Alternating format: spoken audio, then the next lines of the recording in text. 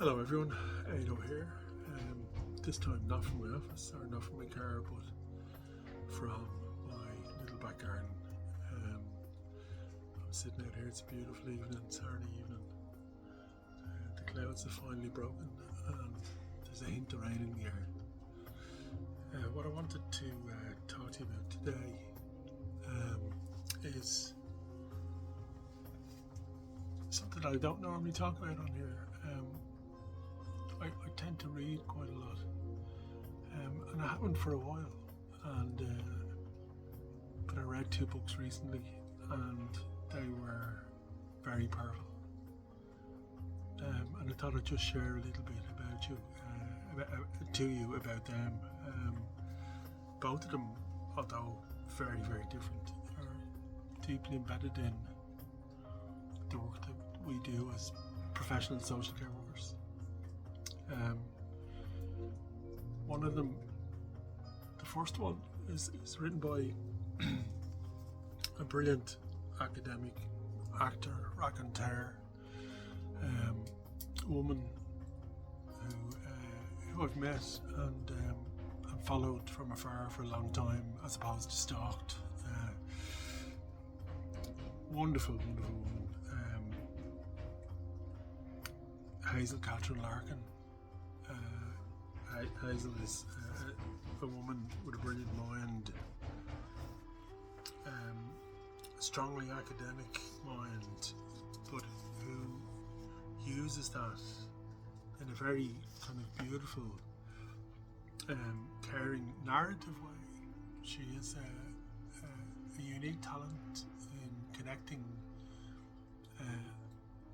academia with the lived experience, and we know how powerful that is when it works. But we've also seen it, or certainly I have, and many times we've also seen how it can go awry. I've been at many conferences where brilliant academics just can't connect, but Hazel connects. So the book is called Body of Evidence, Essays from a Crime Scene, the body of a woman who was sexually abused as a child. And that's it there.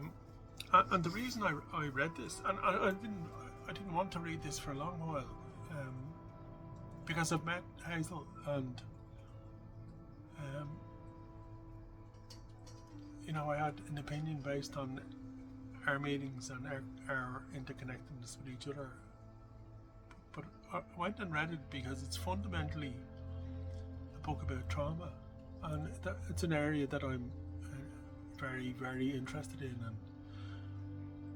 and something that I've lived with for a long time. So I read it. It's written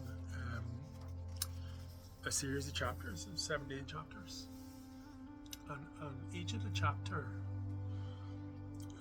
Hazel gives voice to that part of our body. It's a really unusual way of writing. And early on in the book, she says, when she talks about that, she said, initially I planned to start at my head and finish at my feet. It seemed logical and linear, but reclaiming yourself from trauma is neither logical nor linear. So I changed my mind. And boy, she did change her mind and wrote it in a completely different way. Some of the chapters, for example, one's called Finding My Voice, another's Larger Than Life, Feet of Strength, F-E-E-T, of strength, Windows to the Soul, Womb to Improve, The Heart of the Matter, On the Face of, Abreast of Things, Having My Back, Skin in the Game. At no stage is this book an easy read, and yet it's very easy to read. It's beautifully written. It's so beautifully put together. It's agonizingly frank and honest and deeply personal. But what pours off the page is the resilience of one woman over what she lived through. And the underlying message is that in this particular case, Hazel found a way to have a beautiful, flourishing, open-ended, loving relationship with her two daughters. And they sit in the essays all the way through. They sit there. There's just little counterpoints where her two beautiful daughters sit, and she acknowledges the depth of love and strength that she gets from them. So if you want to read a book that's kind of trauma based, there's some amazing books out there. I've read lots of them. You know, Bruce Perry and Gabor Mate, lots of others. They're all out there. Go and read them. But if you want to hear a raw, uncensored version, we'll read this book by Hazel Larkin. It's available now. If you Google her name, you'll find it.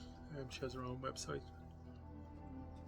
An absolutely stunning little book. It's not a big book. It's you won't be weeks reading this.